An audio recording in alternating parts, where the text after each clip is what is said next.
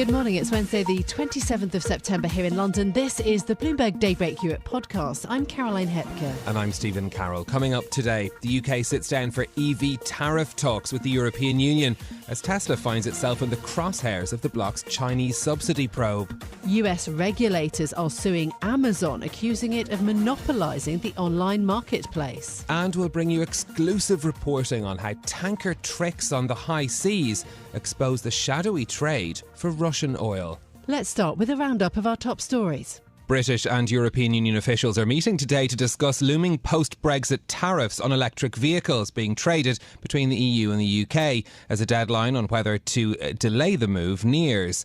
EVs have become a major focal point of global trade tensions in recent weeks after the EU launched an anti-subsidy probe into those being made in China. And as Bloomberg's Global Autos editor Craig Trudell reports, that investigation isn't only focused on Chinese automakers. One company really sort of looms largest there as a result of the fact that they are shipping more EVs from China into the European Union than anybody else, and that is Tesla. So this is a company that opened a plant in Germany in March of last year, but it continues to supplement the output from that plant with production from a lower cost facility in Shanghai that has an awful lot of capacity to make quite a few electric vehicles. Craig Trudell says the investigation aims to determine whether and the degree to which China has subsidised Tesla and domestic manufacturers. China will just about meet its 5% growth target this year, according to the latest Bloomberg survey of economists. But those polled say that fresh concerns about China's property market are raising the risk of a miss. The analysis comes as Beijing placed the billionaire chairman of the beleaguered developer Evergrande under effective house arrest. Brian Curtis has more on this Bloomberg scoop. Sources say Hui Kai-yan was taken away by police and is being held at a designated location. It's not clear why he's under so-called residential surveillance. That's a police action that falls short of arrest. And it also doesn't mean that Hui will eventually be charged with the crime. Still, it means that he's unable to leave the location, meet, or communicate with others without approval. It's another sign that Evergrande has entered the criminal justice system. Other former executives have reportedly also been detained. In Hong Kong, Brian Curtis, Bloomberg Radio. The head of the US regulator taking Amazon to court tells Bloomberg she's asking the judge to halt the company's alleged illegal conduct. FTC Chair Lina Khan is accusing the e-commerce giant of using a range of tactics to monopolise the online marketplace. Ultimately, Amazon has pursued them to deprive actual and potential competitors of the ability to gain the scale and momentum needed to effectively compete online. And having achieved and protected its monopoly power, our complaint details how Amazon is now exploiting that monopoly power in ways that harm customers. Khan stopped short of calling for Amazon to be broken up, but added if the regulator wins, it would seek to restore competition. Amazon says it will defend itself against the lawsuit, and what the FTC seeks will lead to higher prices and hurt businesses. OpenAI, the creator of ChatGPT, is reportedly talking to investors about a potential share sale that would value the startup at between $80 and $90 billion. The Wall Street Journal says that the valuation would be almost 3 times what the company was worth earlier this year. A valuation of at least $80 billion would make OpenAI, co-founded by Sam Altman, one of the most valuable startups in the world. ECB Governing Council member Robert Holtzmann says it's unclear whether the bank has reached peak rates. Speaking at a Bloomberg event in Vienna, Holtzmann said he's not ruling out more rate rises.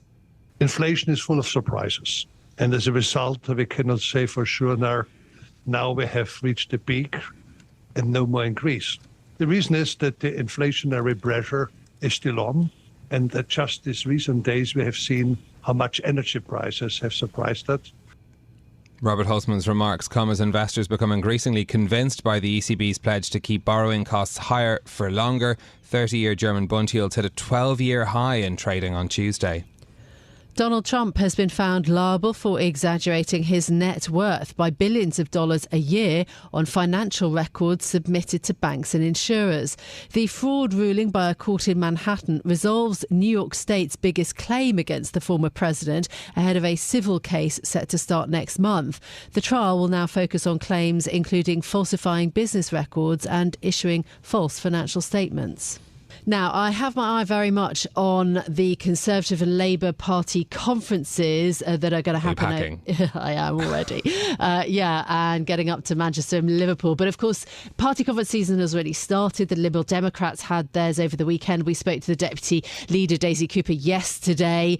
She was very interesting. And we spoke about lots of things. Their housing target, for one. They won't reveal how many MP seats they're targeting in any next general election. They've got 15 MPs, so they're very much the third party in UK politics.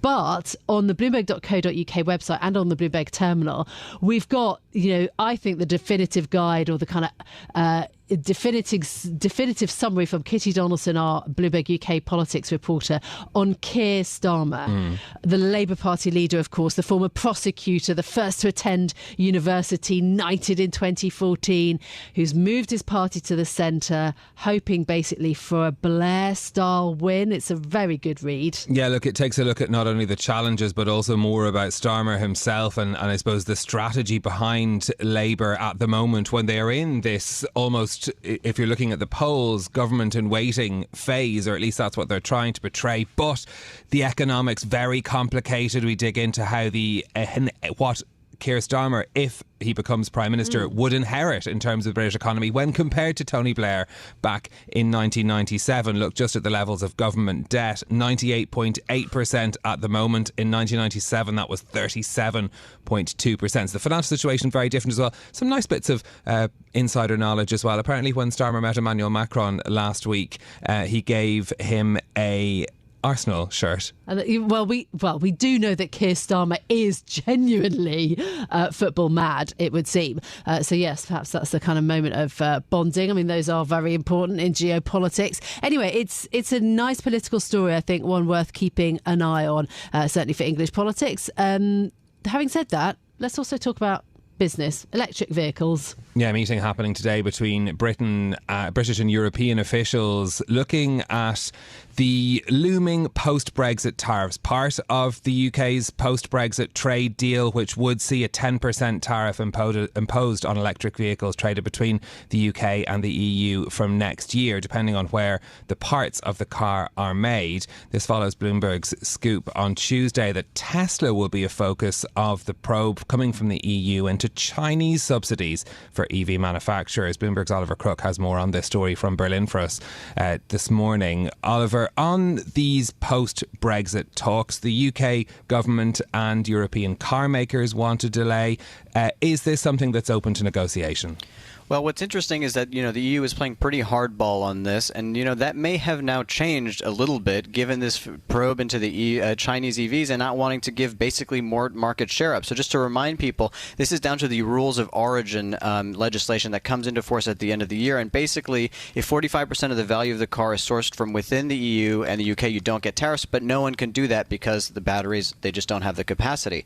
So the question is, now that they've launched this probe into China, which is really at its core supposed to target not flooding the EU market with, quote, cheap EVs from China, and they don't have the capacity, does this give them a little bit of incentive to maybe delay this, give a little bit more breathing room for the automakers who have been arguing that this is just going to hand market share to other global competitors, read China? Yeah, so if it's about then being able to produce EV batteries, how quickly is that ramping up? Yeah, well, the question is 3 years enough time? I mean, this is such a complex issue. So you have the upstream, you have raw materials. Where do you source all the stuff that you need to do? You need to deal then with the processing. Most of the lithium that is processed in the world is still processed in China, something to 70 to 80% of it. And you have companies that have come into the European markets. They're breaking ground on facilities to process this sort of stuff. And you need to process it near where you build the batteries because some of this stuff, lithium hydroxide, for example, is very reactive. So it can't travel these great distances. So this is a part of of a whole new supply chain and sort of new industrial kind of energy chain that they need to figure out. You have plants from CATL, Northvolt, you have some others, but to give you some of the scale here, China has 10 times Europe's battery capacity. It has 10 times the US's. It has 10 times the rest of the world's. And more than, if you combine everybody, US, China, rest of the world, they still have more than 3 times. And by 2030, China's still going to dominate 70% of the battery market. Well, on that note, we've been looking at this exclusive reporting from Bloomberg's Alberto Nardelli and Craig Trudell about the EU's probe into Chinese EV subsidies, that it's going to include Tesla as well as domestic Chinese names. So this is not a shock in the sense that this investigation, what it needs to do is look at any car company that is producing cars within China and then exporting them. So it's going to be, obviously, we know that this has been prompted by the fear of cheap Chinese EVs, but they need to look at all of the car companies that potentially could have received subsidies from China. What we have learned, from according to people familiar, is that in the lead up to the announcement here, they have found that Tesla was one of those companies that has likely benefited from these subsidies. And we know that Tesla's had pretty unique treatment in China. For example, they are one of the companies that was allowed to wholly own their domestic operations within China, didn't have to do a joint venture. But then, there's a sort of irony to this, right? That China's biggest EV exporter to Europe is an American company. So Tesla shipped almost 100,000 cars this year that were made in China to Europe to supplement, the output that they have here in Brandenburg, just outside of Germany. But again, this is going to continue to expand. This is probably going to capture also some European companies, and as this develops over the next year or so. Yeah, absolutely. A last word then also on what's going on stateside, actually, with the UAW strike. President Biden with that loudspeaker and his visit to Michigan. Yeah, I mean, listen, this is sort of motor diplomacy everywhere around the world. He says, to the workers, you saved the automobile industry. You gave up a lot. They're doing incredibly well. You should do so as well. This is kind of what we expected from Biden. What's interesting, Sean Fain standing next to him, smiling. He has not yet endorsed Biden for 2020. Trump will speak later today. He is probably going to slam Biden's EV policy, saying that is the real threat to the auto sector. But I don't know that that's going to move at least the leadership of the union, which has really been very critical of Donald Trump and people like him. OK, Oliver Crook in Berlin, thank you very much. Now, on a sunny day off the southern coast of Greece last week, 2 ageing tankers settled next to each other with Russian oil on board. It was pumped from one to the other, helping to keep Moscow's petroleum flowing.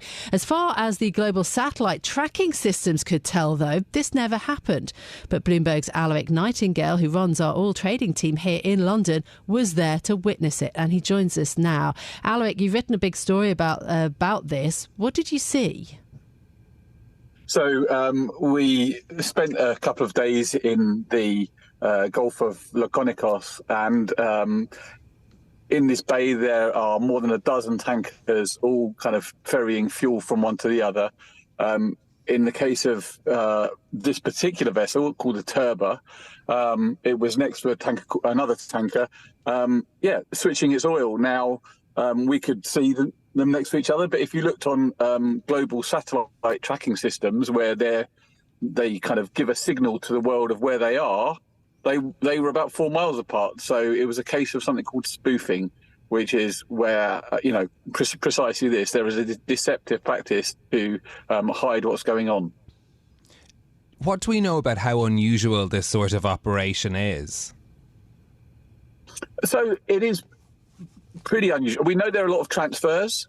It's harder to say how unusual the spoofing is because, what you can see easily is what you see on satellite signals. But the very first tanker we saw, the very first pair of tankers we saw, included the Turba, and that the Turba was spoofing. So it tells you something, right? The very first thing you see is something that's deceptive. It kind of gives you a clue of what's really going on. So what is going on then when it comes to the trade in Russian oil? What does it tell us about that, do you think? Well, it tells you that there are still nervy buyers, that people still want to have a degree of separation and try and kind of create a bit of obscurity about where the fuel loaded from. So, some people clearly pretty comfortable dealing with Russia, and some people less so. And the two tankers that we're talking about here were older ships, and maybe even that's something that not everybody's completely comfortable with. And so, that they've kind of done these things to just create a degree of separation about the cargo and what's known about it. Where does all of this fit in with the G7 oil price cap on Russia's oil and fuel exports? Right, so these two ships are almost certainly have no connection to the Group of Seven, which means they're not kind of subject to the price cap. The price cap prevents European and Western companies from providing services, including shipping, including insurance, to the Russian oil trade. Now, these vessels are not part of that, and that means that the fuel on board doesn't have to comply with the price cap. That means that effectively these kinds of tankers are a way to get Russian fuel and oil to the global market without any kind of constraint of a Western price cap. Yeah, absolutely. Aloik, thank you so much for being with us this morning. You can read more about this, tanker tricks on the high seas, Aloik Nightingale's piece on the Bloomberg terminal. Really fascinating on Russian oil. This is Bloomberg Daybreak Europe, your morning brief on the stories making news from London to Wall Street and beyond. Look for us on your podcast feed every morning on Apple, Spotify and anywhere else you get your podcasts. You can also listen live each morning on London DAB Radio, the Bloomberg Business app and Bloomberg.com. Our flagship New York station is also available on your Amazon Alexa devices. Just say, Alexa, play Bloomberg 1130. I'm Caroline Hepker. And I'm Stephen Carroll. Join us again tomorrow morning for all the news you need to start your day, right here on Bloomberg Daybreak Europe.